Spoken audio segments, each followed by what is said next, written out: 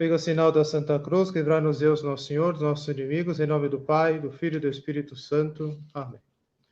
Ave Maria, cheia de graça, o Senhor é convosco, bendita sois vós entre as mulheres, e bendito é o fruto do vosso ventre, Jesus. Santa Maria, Mãe de Deus, rogai por nós, pecadores, agora e na hora de nossa morte. Amém. Nossa Senhora da Expectação, rogai por nós. Em nome do Pai, e do Filho, e do Espírito Santo. Amém. Olá, meus queridos amigos. Eu sou o Padre Fábio Fernandes, eu sou pároco aqui da Igreja de Nossa Senhora das Angústias, e eu tenho a grande alegria, o grande prazer de conversar aqui com vocês sobre um tema que estamos vivenciando, que é o tempo do Advento, né? Vou fazer aqui uma exposição, mas em forma de considerações, né? Que nos ajudem a vivenciar bem esse tempo do Advento, né? Se preparando para o Natal, né? Aquilo que eu geralmente digo aos meus paroquianos, né? Aquilo que nas formações, nas homilias, nos momentos de oração, tudo, é aquilo que eu trouxe aqui em forma de considerações para vocês. Eu queria introduzir este tema já pegando a palavra, né? Advento, né? Advento é uma palavra que vem do latim, né? O ad, né? Essa preposição significa para quê, né? Ou para quem. Então, a palavra advento, né? Com o verbo, né? Venire, né? Então acaba significando para aquilo que vem, né? Seria mais ou menos a nossa compreensão aqui em língua portuguesa, né? Para aquilo que vem, né? E o que vem? O que vem é o Natal. Então, eu queria começar uma primeira consideração aqui, falar sobre o Natal, né? Geralmente se fala sobre todo o Advento, seu significado, e depois se fala no final sobre o Natal. Eu tomei a opção de começar falando do Natal, para que assim nós possamos desenvolver, a partir do Natal, a compreensão do Advento, né? O Advento, ele usa a cor roxa, né? Porque é um tempo de penitência, né? Só que a penitência do Advento, ela tem um aspecto diferente da Quaresma, né?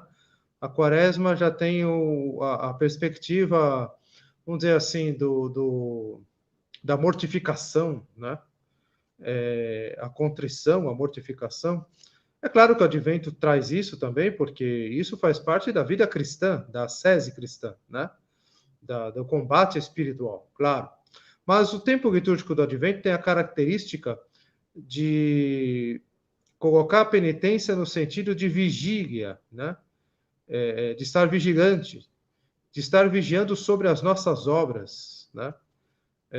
Sobre a luta, né? Contra o pecado, né? O combate interior, né? E o Natal do Senhor, então, nos traz essa motivação, né? Então, nós recordamos esse tempo do Advento dos textos da Sagrada Escritura, que justamente nos trazem todas aquelas predisposições que nos preparam para o Natal, né? Não podemos deixar de considerar, por exemplo, no Antigo Testamento, e até eu sugiro como leitura para vocês, né? O livro do profeta Isaías e do profeta Jeremias, entre os livros proféticos, né? E fica ali fica antes ali dos Salmos, né? Dos livros sapienciais, no Antigo Testamento, né? Os livros proféticos. A leitura do profeta Isaías e do profeta Jeremias vai nos levar a encontrar textos que estão presentes também na liturgia, viu? Nós encontramos nas leituras, nas lições das missas, né? E também do ofício divino. Todo momento está se reportando a Isaías e Jeremias sobretudo, né? E ali nós vamos compreender a expectativa de Israel, o advento de Israel que esperava o Messias, né? Ou seja, ali já está presente a igreja na expectativa do Messias. Ali já está presente a igreja. Né? É interessante considerar isso. Fazer a leitura do Antigo Testamento, Isaías e Jeremias, né? Nesta perspectiva da igreja, a igreja que ela vai se preparando para receber o Messias. Né? E é claro, o Novo Testamento já nos traz aquela preparação para a vinda do Senhor, né? Não de uma maneira remota, como no Antigo Testamento, mas da maneira mais próxima, né? Por isso, os textos do Evangelho de Lucas, né, nos trazem aí Nossa Senhora, que recebe a anunciação do anjo. Entre os 4 evangelhos, somente Lucas, né, que narra a anunciação do anjo a Nossa Senhora, né, que anuncia que ela seria a mãe do Senhor, que ela daria a luz ao Messias, né, e ela estaria grávida pela ação do Espírito Santo. Né. E também em Lucas está o texto de João Batista. Entre o capítulo 1º e 2º, nós encontramos tudo isso. Né? O anúncio do nascimento de João Batista e o nascimento de João Batista, já como preparação para a vinda do Messias, a vinda do Cristo. Né? E o Evangelho de Mateus nos traz a revelação do nascimento do Senhor através de São José. Né? Através do seu sonho. Agora está crescendo muito aí a devoção de São José dormindo, né? Vocês já notaram? É justamente essa devoção tirada do início do livro do Evangelho de Mateus, em que Mateus narra justamente que, através do seu sonho, o anjo, então, lhe revelou que Nossa Senhora estava grávida por ação do Espírito Santo. Né? Ou seja, o nascimento do Senhor cercado de sinais miraculosos, da intervenção divina. Né? E é isso que nos ajuda, nesse advento, a nos preparar para o Natal. Ou seja, considerando esses textos bíblicos, tanto do Antigo Testamento, sobretudo do Novo Testamento, Marcos e Lucas, né? Mateus e Lucas, ali está a igreja se preparando para o nascimento do Senhor. Né? E que nos veio através de Maria Santíssima. Né? Então, quer dizer, esses textos estão na liturgia e é bom meditá-los no decorrer do tempo do Advento, né? Porque nos coloca nessa perspectiva, nesta expectativa da igreja, né? Junto com Nossa Senhora, junto com São José, junto com São João Batista. Né? Agora, uma coisa muito interessante o que nós celebramos no Natal, né?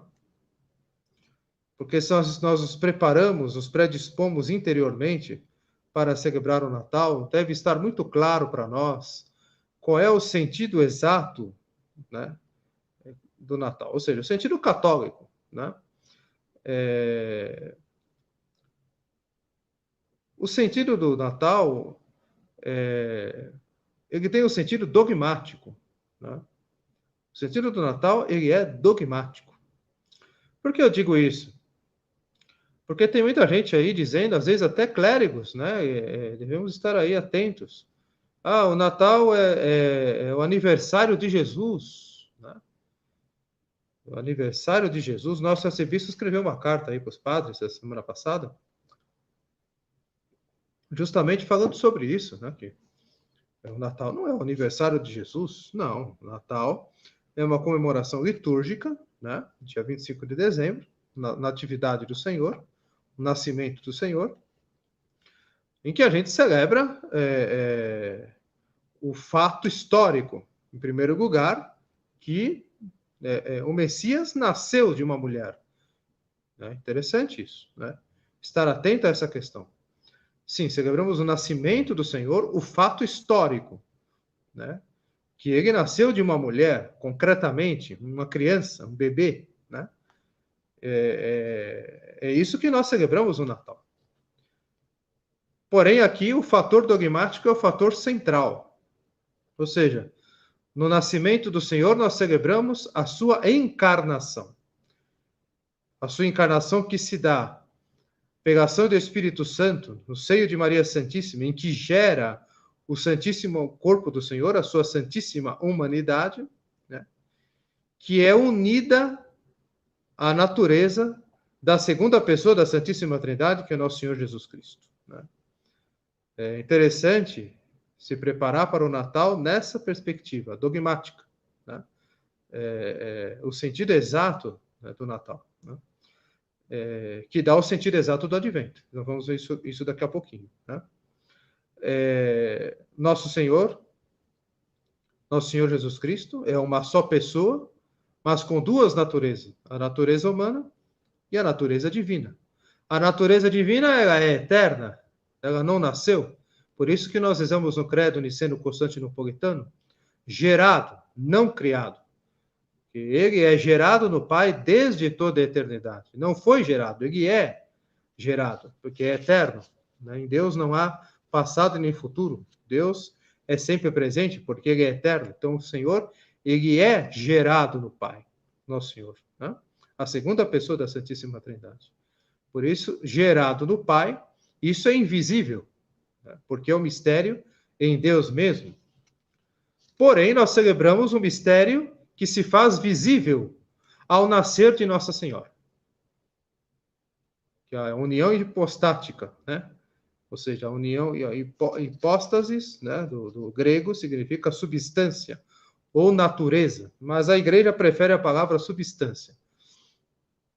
Nós falamos natureza só mesmo para explicar o que significa substância, mas o termo exato é substância. Né?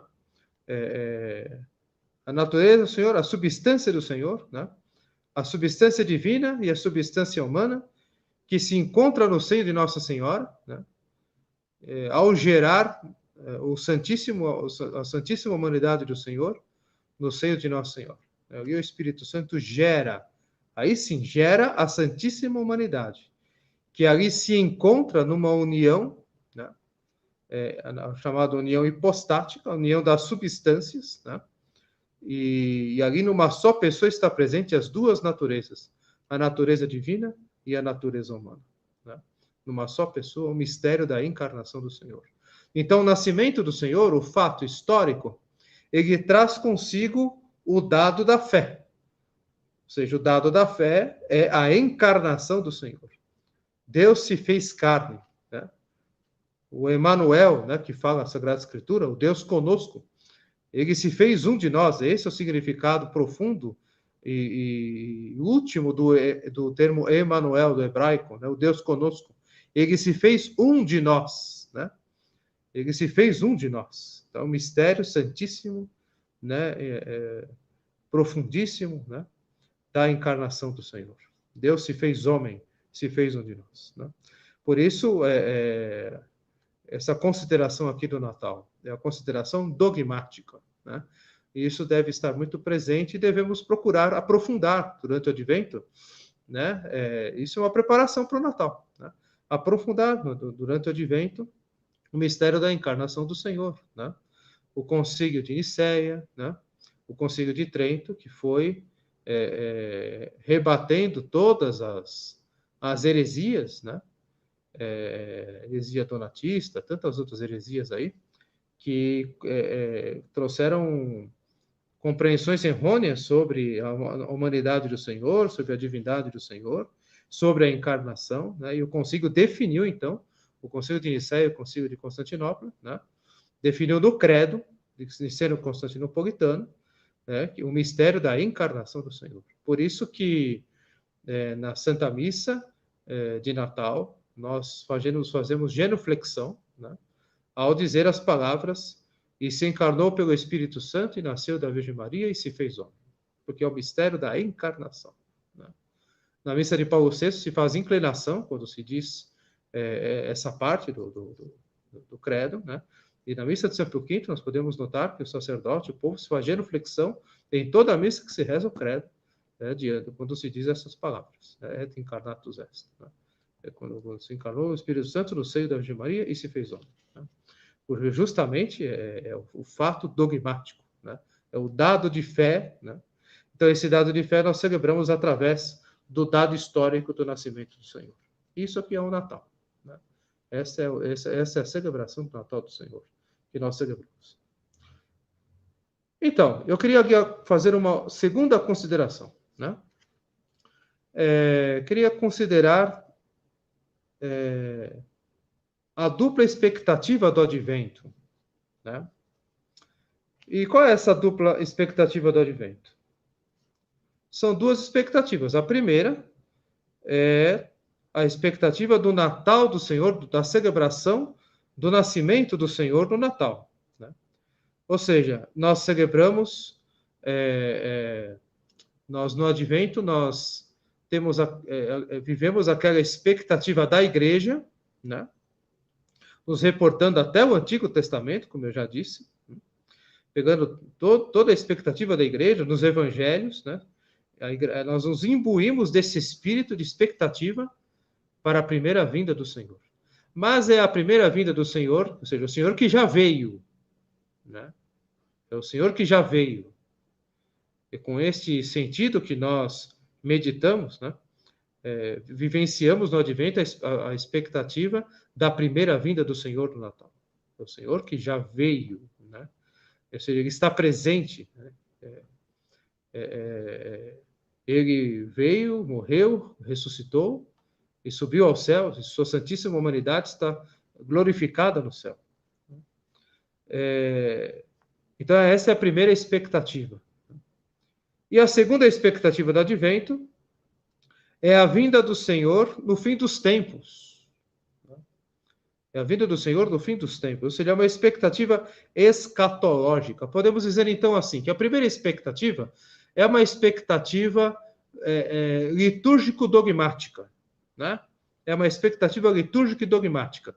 Porque nós celebramos a realidade, nós estamos na expectativa da realidade que será celebrada na liturgia. Por quê? Porque já é um fato. Né?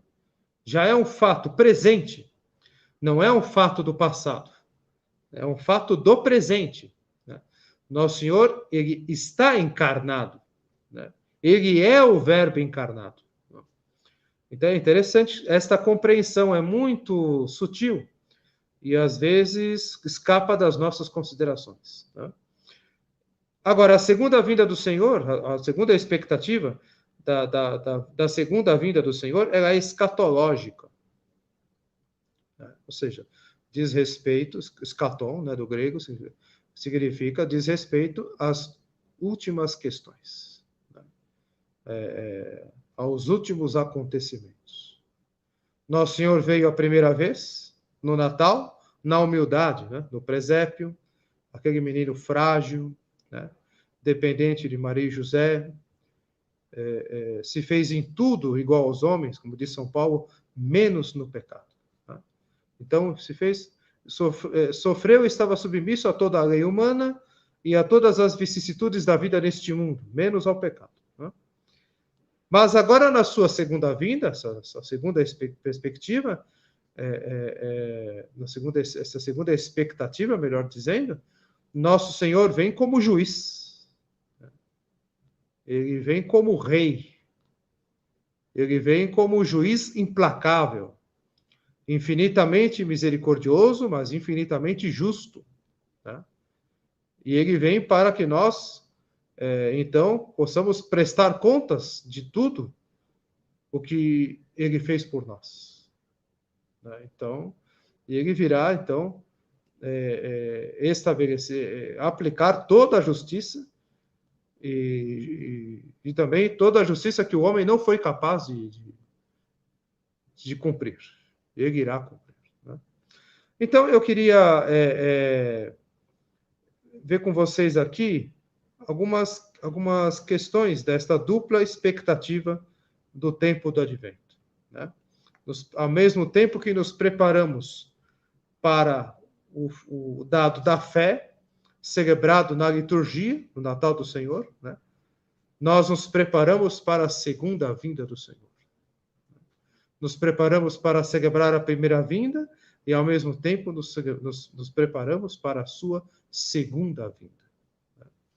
É num só ato, né? Numa só atitude de alma, né? Nós vivemos no advento estas duas perspectivas, né? Ou estas duas expectativas. Isso se torna muito visível na liturgia. Isso que eu queria aqui colocar para vocês em primeiro lugar. É muito visível na liturgia isso. Podemos notar, tanto na missa de São Pio V como na missa de Paulo VI, que do primeiro domingo do Advento até o dia 16 de dezembro, inclusive, todos os textos bíblicos e litúrgicos dizem respeito à segunda vinda do Senhor. Tá? Podem perceber. Todos os textos, né? Da missa, do ofício, né? Seja os textos bíblicos, textos litúrgicos, a igreja selecionou na liturgia do Advento para meditarmos sobre a segunda vinda do Senhor. Ou seja, em suma, textos escatológicos. Né? No Antigo Testamento, Isaías, Jeremias, outros também, Daniel, outros textos também, né? E no Novo Testamento, né? Também nós percebemos os textos dos discursos do Senhor, discursos escatológicos do Senhor, que estão nos evangelhos, Mateus, Marcos e Lucas, os evangelhos sinóticos.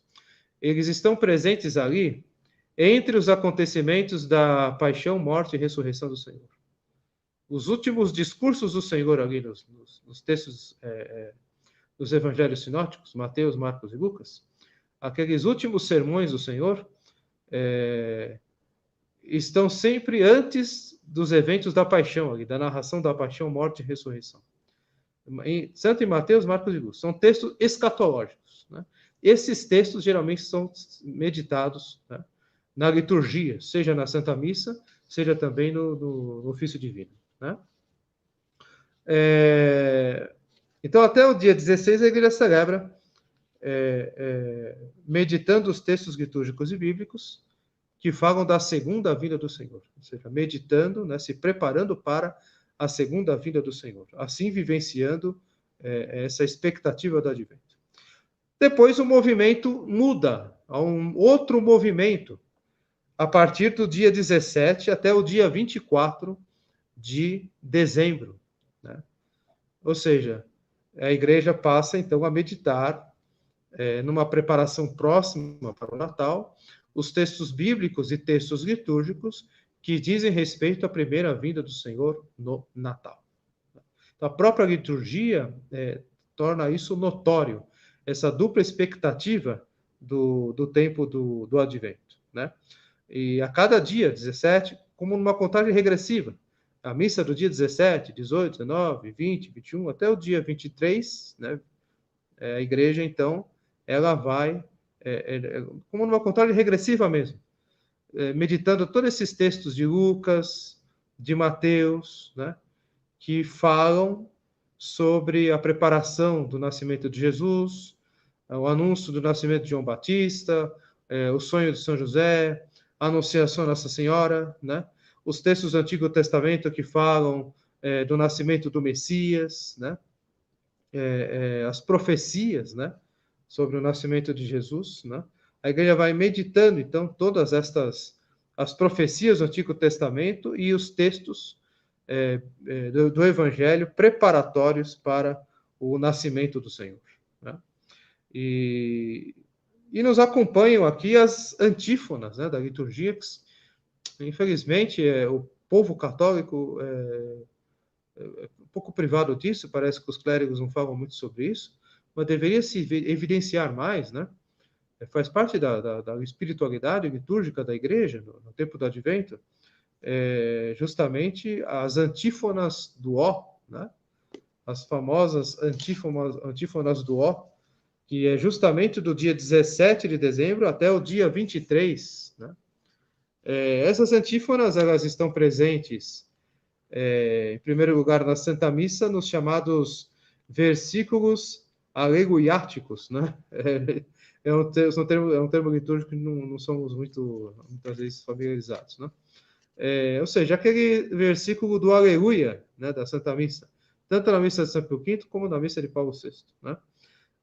E também nas antífonas das vésperas, né, do ofício divino, também as antífonas do Ó são celebradas em cada dia. Então, eu não vou ler tudo, né, mas eu tenho aqui as antífonas. Dia 17 de dezembro é a antífona do Ó Sabedoria, né? No dia 18 de dezembro, Ó Adonai, né? São textos do Antigo Testamento, né? No dia 19 de dezembro, Ó Raiz de Jessé, né? A igreja então ela vai meditando e se preparando para o Natal.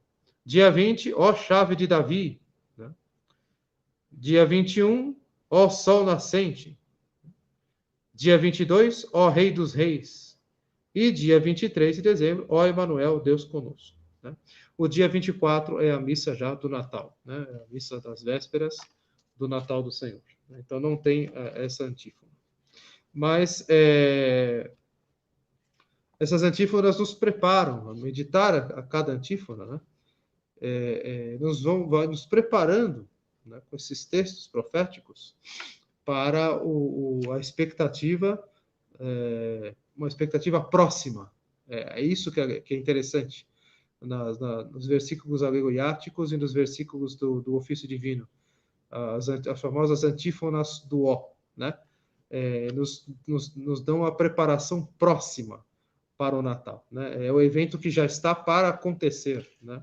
E como uma contagem regressiva, a igreja vai naquela expectativa já um pouco mais alegre, vamos dizer assim, né? Tanto que no terceiro domingo do Advento temos o domingo Gaudete, né? Que é o domingo da alegria, e que o sacerdote tem até a opção de utilizar paramentos róseo, né? Seria o cor-de-rosa, mas dizemos o termo mais litúrgico, usamos o termo róseo, né? É rosa, né? Para manifestar a alegria da igreja, manifestar exteriormente a alegria da igreja no terceiro domingo do Advento, né? Manifestar a alegria da igreja pelo Natal que se aproxima, né? E nessa segunda parte aqui das considerações, eu gostaria de tomar um texto muito interessante da patrística, que é o texto de Santo Efrem, né? Diácono, né, e doutor da igreja, né? Ele viveu no século IV, né? Santo Efrem, e ele fala justamente sobre essa expectativa do advento, né? Só um trechinho para a gente coroar essa segunda consideração da nossa reflexão aqui, né? Santo Efrem, então, diz: mesmo que o Senhor tenha dado a conhecer sinais da sua vinda, não fica claro quando acontecerá, pois esses sinais, submetidos a uma troca constante, tanto têm parecido como já passaram, e podemos dizer mais, eles ainda continuam. Ou seja, ele nos ajuda nesse tempo do Advento a perceber os sinais da segunda vinda do Senhor. Os sinais da sua primeira vinda, a sua graça, e os sinais da sua segunda vinda, né? Então, Santo Efrem, ele continua dizendo: para impedir qualquer pergunta de seus discípulos a respeito de seu advento, Nosso Senhor lhes disse, Cristo lhes disse: essa hora ninguém o sabe, nem os anjos, nem mesmo o Filho, e nem vos cabe conhecer o dia e a hora. Ele cita o Nosso Senhor no Evangelho, né? Vós não conheceis o dia e nem a hora, né? Então aqui Santo Efrem comenta: ele quis ocultar-nos isto para que permaneçamos vigilantes e para que cada um de nós possa pensar que esse acontecimento sobrevirá durante a sua vida. Ou seja, tenhamos atenção de que Nosso Senhor virá no nosso agora, né? Vai ser lá no fim dos tempos. Não, o fim dos tempos é agora. Essa perspectiva escatológica, né? Ou seja, isso nos ajuda a retificar, né, a vida. Se o tempo de seu retorno tivesse sido revelado, interessante isso aqui, sua vinda seria vã, e as nações e os séculos em que ela acontecerá já não mais a desejariam. Ele disse com muita clareza que virá, mas não precisou em que momento. Desta forma, todas as gerações e épocas da história o esperam ardentemente. Santo Efrem, ele vai no ponto da questão, né? Ele vai no ponto do significado do advento, né? Ou seja, não sabemos o dia e a hora, então devemos estar vigilantes, devemos estar preparados, né? Se soubéssemos o dia e a hora, vou deixar para me preparar quando chegar perto, né? Nós não sabemos, então temos que estar preparados.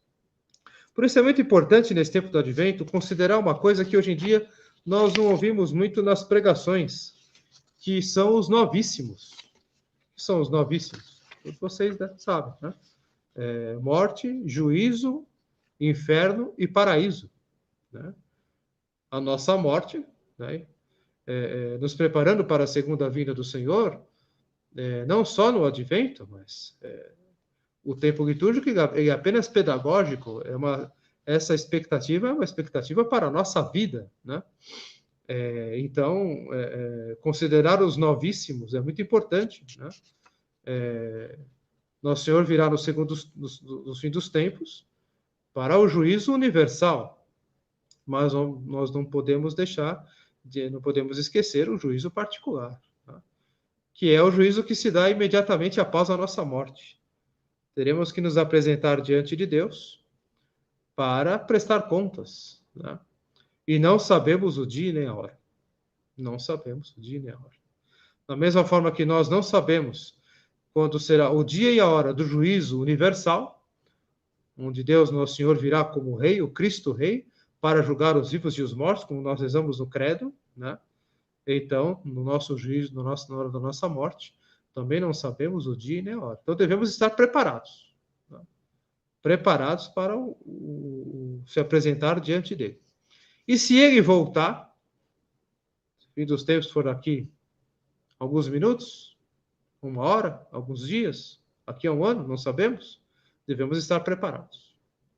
Então, tanto para o juízo universal, tanto para o juízo particular, devemos estar preparados, porque nós não sabemos nem o dia e nem a hora, né?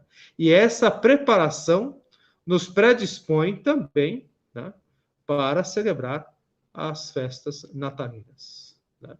Para que o Natal não seja só mais um Natal, mais um ano que celebramos o Natal na nossa vida, mas que o Natal possa realmente, com a graça de Deus, né, e é uma festa de muitas graças, né, nós possamos, então, receber a graça de uma verdadeira transformação interior.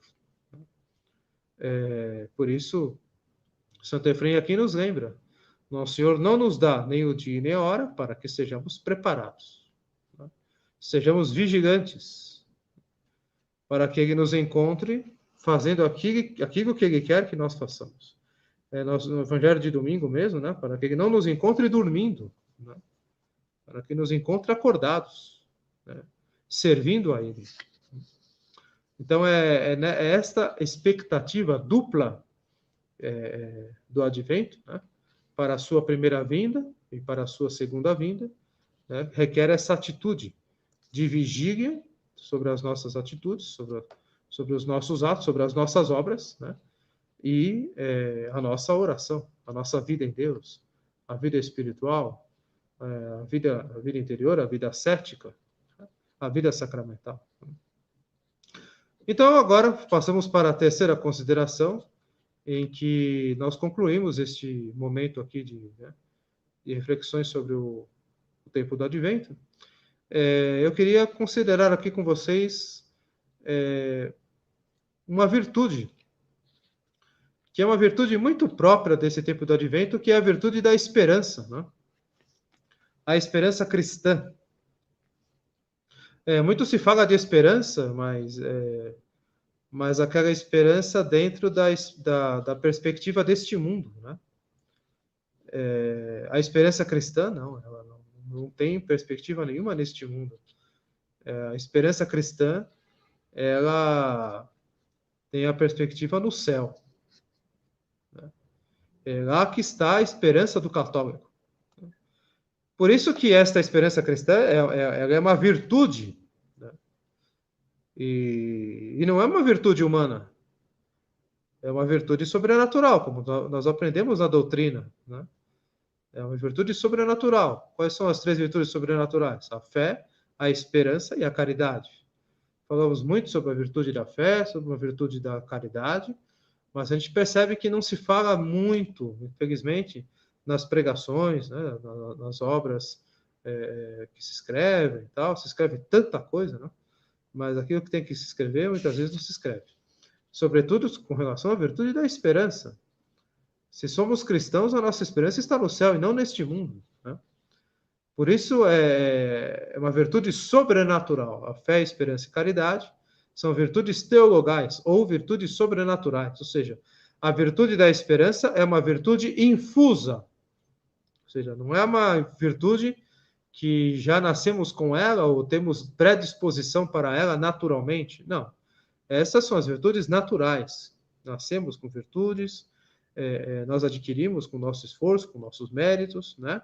Com a graça de Deus, claro, que nos precede, mas são virtudes naturais. Agora, a virtude da esperança é uma virtude sobrenatural, ou seja, recebemos por infusão, né? No dia do nosso batismo, né? É por infusão. Ou seja, Deus nos dá capacidade de esperar, né, as realidades celestes. Então, é uma virtude muito própria, muito em consonância com o tempo do advento, né? Nós nos preparamos no tempo do advento para o Natal, para a vinda do Senhor, no fim dos tempos, mas com esperança cristã, ou seja, tudo espero de Deus, né? Tudo espero de Deus. E não espero nada deste mundo. Tudo espero de Deus. E uma prova disso, da necessidade de meditarmos e de pedirmos a graça a Deus que nos infunda cada vez mais com profundidade a virtude sobrenatural da esperança, né? É aquela coisa que acontece na vida prática. Nós queremos, muitas vezes, esperamos em Deus, tal, claro, é inerente ao cristão, então formalmente esperamos em Deus, mas ali na vida prática nós acreditamos na providência, mas queremos garantir a previdência. Então é uma coisa que nos pega, né? Que nos toca, né? Cremos na providência, esperamos tudo em Deus, mas procuramos nossas seguranças na previdência, né? Então é uma coisa é um ponto de meditação muito importante na expectativa do advento. Esperar tudo de Deus. É Ele que vem. O mundo é transitório, é passageiro, né? Só Ele pode me dar a eternidade. Só Ele pode me dar a vida eterna. Por isso, só nele posso esperar. Só nele posso esperar. E eu posso esperar tudo de bom, porque tudo que Deus quer para mim é bom, é de sua vontade. Tudo que é de sua vontade é bom para mim. Isso é o ensinamento de Santo Agostinho. Deus nunca nos daria algo que seria mal para nós. Nosso Senhor fala isso no Evangelho de Mateus e de Marcos, né? Então, Deus quer para nós a sua vontade, e a sua vontade é o melhor para nós. Então, devemos esperar tudo de Deus. Essa é a virtude sobrenatural da esperança, né? Cultivar essa virtude, pedir a graça, sobretudo na Santa Missa, né? Na hora da comunhão, que nos infunda cada vez mais, nos ajude a compreender, né? E nos ajude a vivenciar e ter a graça de praticar, de crescer cada vez mais na virtude sobrenatural da esperança, né? E eu tenho aqui um texto muito interessante, né? Nada mais e nada menos do Catecismo Maior de São Pio X, em que ele fala do tempo do advento. Mas ele nos propõe aqui o que considerar no tempo do advento. Interessante, né? O que nós devemos considerar no tempo do advento? Ele nos fala aqui de uma maneira bem catequética, né? Ele nos fala aqui, em primeiro lugar, primeira coisa, as promessas que Deus fizera de nos mandar o Messias para nos salvar. A primeira coisa que temos que meditar é isso. A segunda, os desejos dos antigos patriarcas que suspiravam pela sua vinda. A terceira coisa a considerar, a pregação de João Batista, que exortava o povo a fazer penitência para se dispor a receber o Messias. E a quarta consideração, a última vinda de Jesus Cristo na sua glória, para julgar os vivos e os mortos. Então, são pontos a nós considerarmos nesse tempo do advento, alimentando a nossa esperança, né? A esperança cristã. A virtude da esperança, a virtude sobrenatural da esperança. Né? E, meditando tudo isso, tirar dessa meditação frutos. Né? Tirar, ou seja, tirar propósitos. A meditação, ela tem como fruto propósitos. Né? Os primeiros frutos são os propósitos. Né? E depois, a prática dos propósitos. Então, o Papa São Pio X, aqui no seu Catecismo Maior, ele nos dá aqui indicações de alguns propósitos para esse tempo do Advento, que estão ligados às intenções da Igreja ao celebrar o Advento. Então, ele nos fala. Primeiro, meditar com fé viva e com amor ardente o grande benefício da encarnação do Filho de Deus. A segunda, reconhecer a nossa miséria e a suma necessidade que temos de Jesus Cristo. É tão elementar, né? Mas é tão importante. Terceiro, pedir-lhe instantemente que venha nascer e crescer espiritualmente em nós com a sua graça. E quarto, preparar-lhe o caminho com obras de penitência e especialmente com a frequência dos santos sacramentos. E, enfim, o quinto propósito, pensar frequentemente na sua última e terrível vinda e, com os olhos nela, conformar nossa vida com a sua vida santíssima, a fim de podermos participar da sua glória. Então, aqui são as considerações que devemos nos considerar durante o tempo do Advento, né? E, ao mesmo tempo, os propósitos que devemos tomar nesse tempo do Advento. Né? Vivenciando bem este tempo, né? Para celebrarmos o Natal com fruto, com verdadeira transformação interior, né? E nos preparando para a vinda do Senhor. Ou seja, o tempo do Advento é um tempo maravilhoso, né? Só que eu queria concluir com uma coisa muito grata, muito alegre. Né? Não nos contemos em gratidão ao considerar que o tempo do Advento ele tem este toque muito mariano. Né? E por que ele tem esse toque mariano? Porque não dá para compreender o tempo do Advento sem Nossa Senhora. Né? Como não dá para compreender o Natal sem Nossa Senhora. Nosso Senhor nasceu dela, veio até nós através dela. Né? Ela é a medianeira de todas as graças, porque o autor da graça nos veio através dela.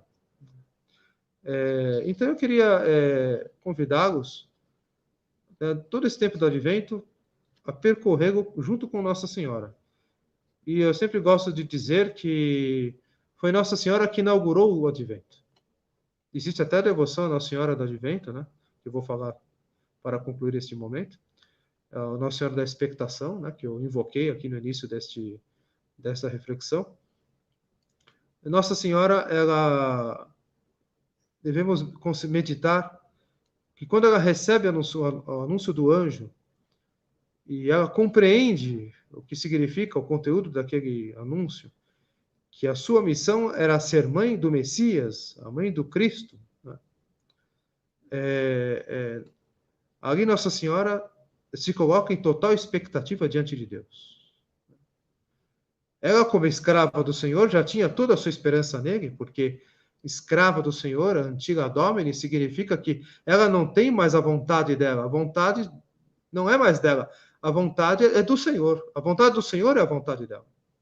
Ela não tem vontade própria. A sua vontade própria é a vontade do Senhor. A antiga Domini é algo muito profundo, um mistério muito profundo, mariano, mistério mariano que devemos meditar, aprofundar, né? Então, Nossa Senhora inaugura o tempo do Advento, se coloca naquela expectativa do nascimento do seu filho. O Messias vai nascer dela, se coloca no lugar dela. O Messias vai nascer dela, né? Desde toda a eternidade, Deus, Nosso Senhor, já tinha esses desígnios.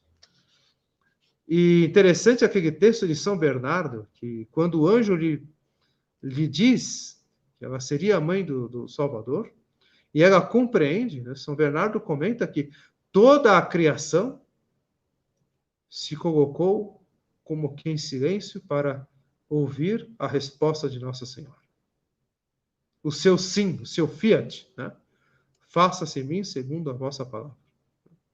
Isso é muito profundo, né? São Bernardo diz, toda a criação se volta para Nossa Senhora, porque precisa da salvação, né? Então, para ouvir o sim de Nossa Senhora. Faça-se em mim segundo a vossa palavra. Então, Nossa Senhora inaugura o Advento, e ela se prepara. Então, podemos imaginar com que disposição interior, né? Com que entrega, com que atitude, né? Com que profundidade Nossa Senhora viveu o seu Advento. Então, nós devemos viver esse Advento juntos com Nossa Senhora. Por isso que podemos invocar com muita gratidão a Nossa Senhora sob o título de Nossa Senhora da Expectação, né? Ou Nossa Senhora do Advento, né? Que tem até uma imagem, Nossa Senhora grávida, é muito interessante, né? Invocá-la sempre, a Nossa Senhora da Expectação, ou Nossa Senhora da Esperança, né? Também. Existem paróquias aqui no Brasil, Nossa Senhora da Esperança, Nossa Senhora da Expectação. Nossa Senhora do Advento eu acho que não tem, eu não conheço, né? Mas é também Nossa Senhora do Advento, né? E aqui em São Paulo, no bairro da Freguesia do Ó, que é um dos bairros mais antigos aqui da cidade de São Paulo, né? Se não o mais antigo, se não me engano, o mais antigo. Temos uma matriz, uma paróquia, né, que é linda, suntuosa, um monte bem alto, assim, ela preside o bairro, sabe? Aqui da Marginal, aqui nós podemos vislumbrar, iluminada à noite, né? É a Igreja Nossa Senhora do Ó, que é Nossa Senhora da Expectação, né? Por que Nossa Senhora do Ó? Por causa do Ó das antífonas do Advento, né? Então, Nossa Senhora do Ó, né? Que é Nossa Senhora da Expectação. Invocar Nossa Senhora, né? Nossa Senhora da Expectação, para que nos ajude a vivenciar bem este Advento, né? E recordo aqui com vocês a antífona da Igreja nesse tempo do Advento, né? Que é a antífona Alma Redemptoris Mater, né? Ó Mãe do Redentor, e que a Igreja canta no ofício, né? Das completas, né? Ao concluir as completas, mas também nos momentos litúrgicos, ao final das missas, né? O sacerdote entoa o Alma Redemptoris Mater, também encontros de oração, reuniões, todos os encontros da Igreja no tempo do Advento. Sobretudo, começar pela oração litúrgica, né? A Igreja canta ó Alma Redemptoris Mater, né? Ó Mãe do Redentor, do céu à porta, ao povo que caiu, socorre e exorta, pois busca levantar-se virgem pura, nascendo o Criador da criatura. Tem piedade de nós e ouve, suave, o anjo te saudando com o seu ave, né? A Igreja saúda Nossa Senhora, né? Nesse tempo do Advento com esta antífona muito bonita, né? E que podemos rezá-la todos os dias, né? Por que não? Todos os dias rezar esta antífona Alma Redemptoris Mater. Tem o canto dela, né, em gregoriano, que é maravilhoso, Quem não tem, quem não conhece, pode conhecer na internet, partitura, canto gregoriano, né? É uma antífona linda da igreja, né? Alma Redemptoris Mater, ó Mãe do Redentor, que nos prepara, junto com Nossa Senhora, nos ajuda a vivenciar este maravilhoso tempo do Advento, né? E vivenciemos esse tempo do Advento, para que, não sabemos, pode ser o nosso último Advento, né? O Senhor pode voltar, ou talvez algum de nós não esteja aqui o ano que vem para celebrar o Advento. Quantos que esse ano que celebramos o Natal juntos, né? E esse ano não estarão. Várias pessoas, quantos velórios eu participei este ano, é assim, né? Então não sabemos o dia e a hora, devemos estar preparados, né? Pode ser o nosso último Natal, então tem que ser aquele Natal, né? Então tem que ser aquele Advento, preparando bem, celebrando bem, né? Para que possamos receber os frutos no Natal do Senhor, né? Muitas graças, frutos de vida espiritual, né? E também que seja frutos, graças e frutos, né? Para o encontro definitivo com o Senhor. Ave Maria, cheia de graça, o Senhor é convosco, bendita sois vós entre as mulheres, bendito é o fruto do vosso ventre, Jesus. Santa Maria, Mãe de Deus, rogai por nós, pecadores, agora e na hora de nossa morte. Amém. O Senhor esteja convosco, abençoe-vos o Deus Todo-Poderoso, Pai e Filho e Espírito Santo. Amém. Nossa Senhora da Expectação, rogai por nós. Que Deus abençoe a todos vocês. Foi um prazer poder estar aqui com vocês e poder considerar estas coisas da igreja, né? E desejo a vocês aí um bom tempo do Advento e também um Santo Natal, que nós possamos aí ter a graça de nos encontrar outras vezes. Fiquem com Deus.